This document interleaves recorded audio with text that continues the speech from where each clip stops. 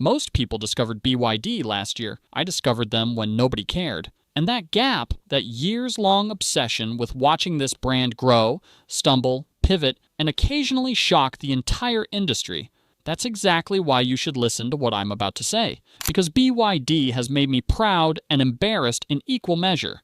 Some of what they've built is bold, smart, and borderline visionary. And some of it makes you question every decision that led to its existence.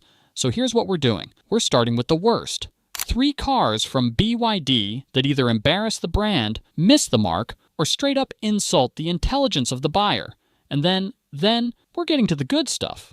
By the time we're done, your jaw will have moved multiple times. I promise. Let's get into it. The first car on the worst list is the BYD Seagull. And before anyone comes at me in the comments, just hear me out. Because the Seagull is a complicated situation.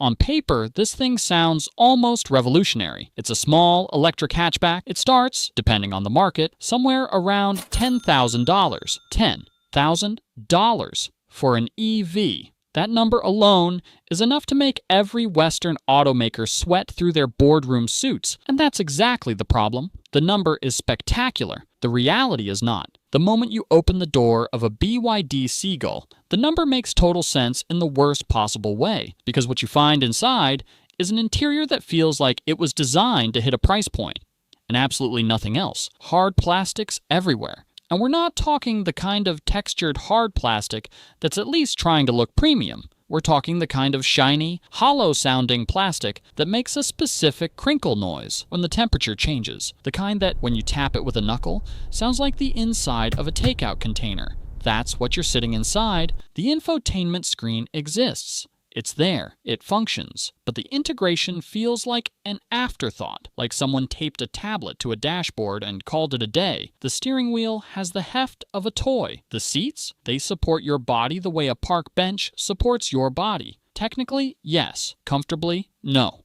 Now here's the thing, and this is the part that stings, a cheap car doesn't have to feel cheap. We've seen budget cars pull off interiors that feel intentional, dignified. Cars that admit they're not luxury, but still feel like someone cared. The Seagull doesn't feel like that. The Seagull feels like every dollar was squeezed until it screamed, and what you're left with is something that, if you put an unknown badge on the hood and showed it to someone, they'd guess it cost less than it actually does. That's a failure of intent, not just execution. The crazy part, and I mean the absolutely crazy part, the same company that bolted together this hollow-feeling hatchback also engineered something that would make a Porsche engineer put down their coffee and pay very close attention. But we're not there yet. Hold on to that. Let's keep the pain train moving. Because the second car on this list is one that, honestly, is less of a burn and more of a slow, sad exhale. The BYD E6. Oh, the E6. Where do I even begin? The E6 is what happens when a car outlives its moment. This is an MPV, a multi-purpose vehicle, essentially a boxy people mover that the BYD has been selling in various forms for over a decade, and you can feel every single one of those years the moment you look at it.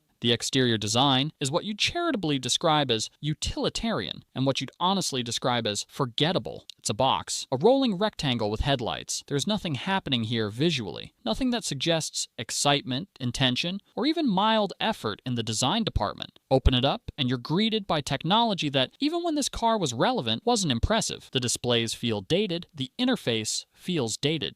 The driving experience, smooth enough, quiet enough, functional enough, still carries this overwhelming sense of déjà vu, like you've been in this car before, in a worse decade, in a worse market, with worse expectations, because you basically have. The E6 found its calling as a fleet vehicle. Taxis, ride-share services, airport transfers, and that's not inherently a bad thing. Plenty of respected vehicles live their lives in fleet service with dignity, but the E6 has become almost exclusively associated with that world. In markets where it's sold directly to consumers, the sales numbers tell the story. People aren't choosing it when they have alternatives. They're assigned it. And there's a massive emotional difference between those two things. This is where it gets insane. BYD kept this vehicle in the lineup for years, past its expiration date, while simultaneously developing technology that would have seemed like science fiction to the engineers who first designed the E6. It's like serving last decade's leftovers at a Michelin-starred restaurant. The restaurant is capable of extraordinary things. The leftovers are just there, taking up space on the menu, confusing new visitors, embarrassing longtime fans. The E6 doesn't fail because it's dangerous or because it's offensive. It fails because it's mediocre when the brand around it has stopped being mediocre. And in 2024, in the middle of an electric vehicle revolution where every single vehicle is being scrutinized with a microscope, mediocrity is its own kind of damage. It tells the story that BYD sometimes refuses to let go when they should let go. And that's a management problem dressed up as a product problem. I know what you might be thinking right now.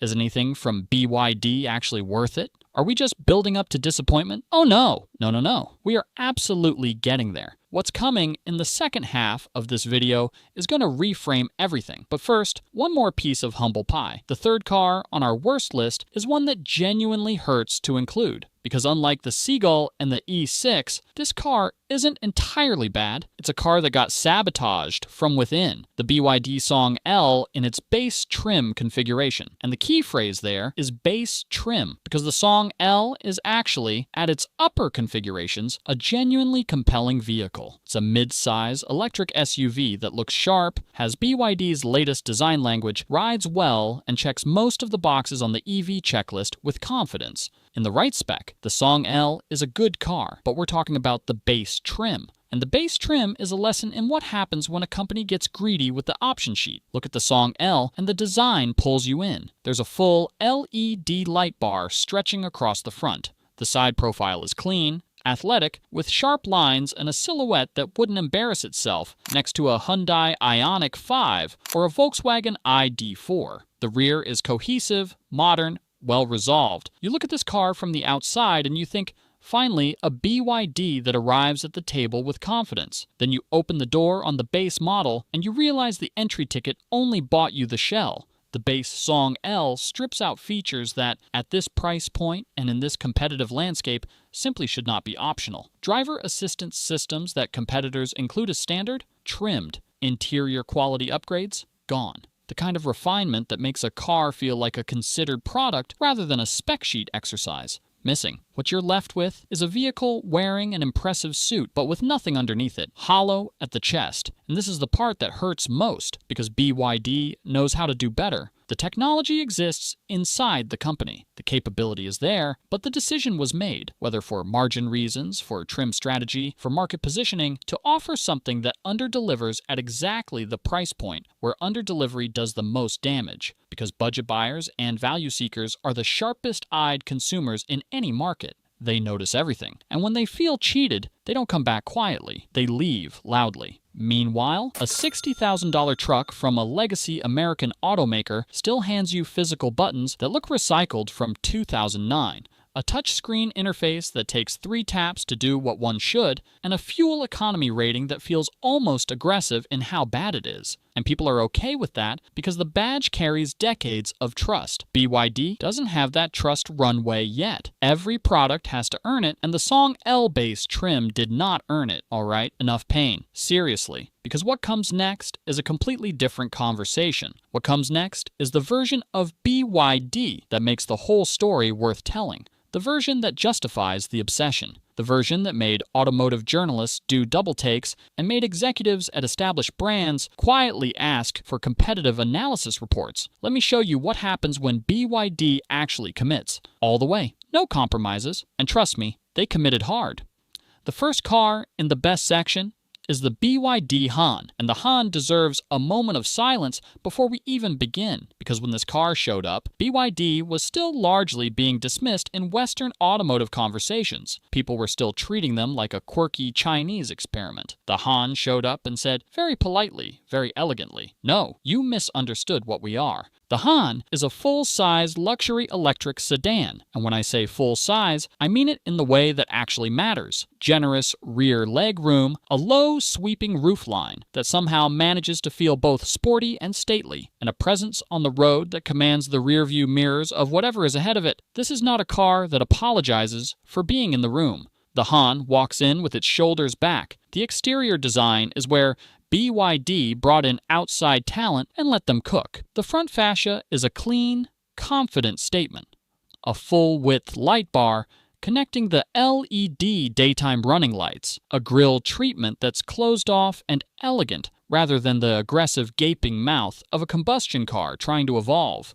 The side profile has a long, flowing character line that creates visual tension without overdoing it, and the rear, a full-width LED light bar that lights up in a single connected sweep when you unlock it. That rear is the kind of design choice that costs nothing to execute, but feels like everything when you see it in a dark parking lot. Inside, the Han delivers in a way that takes you by surprise the first time and takes you by genuine admiration the second time. The horizontal dashboard is wide and uncluttered. There's a rotating console that adjusts based on drive mode. The seats are wrapped in materials that feel appropriate for the segment, and the main display, a large, vertically oriented touchscreen, runs BYD's Dylink system, which, at the Han's launch point, was already competitive with what Tesla was offering, and arguably more refined in certain interaction patterns. The performance numbers: in the dual motor configuration, you're looking at 0 to 100 kilometers per hour in the low 3-second range. In a car this size, this comfortable, this quiet, feels illegal that you can be in a hushed, leather-swathed luxury cabin and then casually demolish a sports car at a traffic light. But that's exactly what the Han does. The crazy part is the price. In China, the Han positions itself squarely against the BMW 5 Series and the Mercedes E-Class, and it undercuts them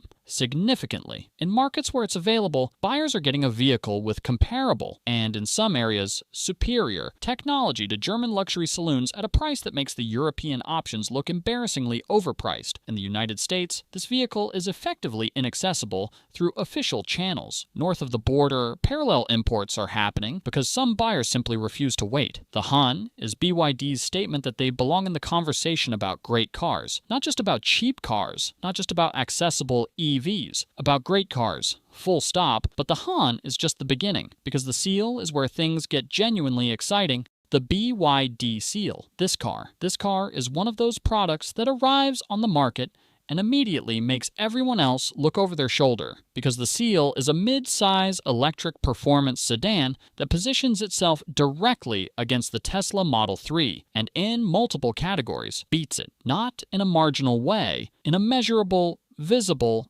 undeniable way. Start with the design. The Seal's exterior is the best-looking thing BYD has ever produced, and it might be one of the better-looking sedans on the market period, regardless of brand. The front drops low with a sleek hood that flows continuously into a frameless windshield. The side profile is almost coupe-like, a roofline that dips dramatically toward the rear, creating a silhouette that communicates speed without a single add-on spoiler or aggressive body kit. The rear haunches flare subtly, giving the car a planted, athletic stance, and the taillights, a signature connected blade of light cutting across the full width of the tail, look like something from a concept car that somehow made it to production. This is where it gets insane. Underneath the Seal's gorgeous body is something called cell-to-body technology, CTB. This is BYD's proprietary battery integration system, where the battery pack doesn't just sit under the floor. It becomes a structural component of the floor itself. The top surface of the battery serves as the floor of the passenger cabin. This isn't just clever packaging. This changes the physics of how the car behaves.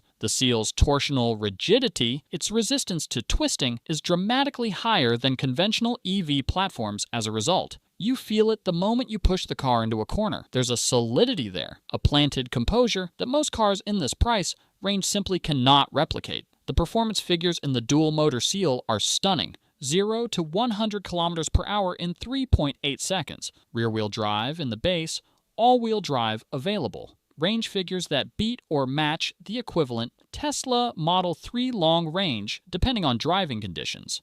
And the driving experience itself has a tactile quality, a communication between tire and steering wheel, that the Model 3 honestly struggles to match. Tesla's steering has always been criticized for feeling somewhat isolated from the road. The Seal feels alive under your hands. It feels illegal that this car starts at a price point that makes the equivalent Tesla look like it's charging a luxury tax for the badge alone. In markets where both are available, the Seal is disrupting sales figures in a way that has absolutely gotten Tesla's attention. In the United States, effective access remains blocked.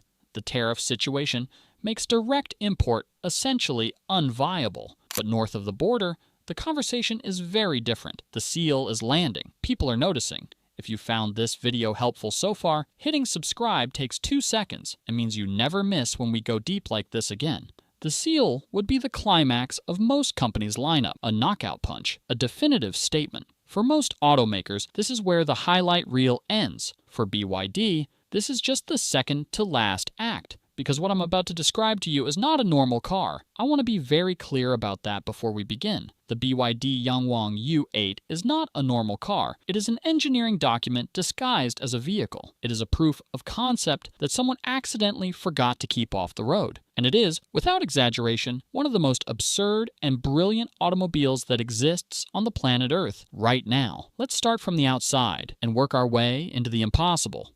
The Yangwang U8 is a full-size luxury electric off-road SUV. It sits tall. It's imposing. The proportions are massive. This is a large vehicle with the visual confidence to match. The bodywork is clean and upright without looking antiquated, a combination that's genuinely difficult to achieve in this segment. LED lighting wraps the front in a dramatic signature. The wheel arches are pronounced and properly muscular, and when you see it approaching in a parking lot, you step aside, not because it's aggressive, because it commands space the way things that can do extraordinary things tend to command space. Now let's talk about what this vehicle can actually do, because this is where the Yangwang U8 stops being a car discussion and starts being something else entirely. 4 independent electric motors, 1 at each wheel. Not 1 motor, not 2 motors, 4. Each wheel gets its own motor, and because each of those motors can be individually controlled with software precision and millisecond response times, the U8 can do something that should require a military research budget to achieve on a road-legal vehicle.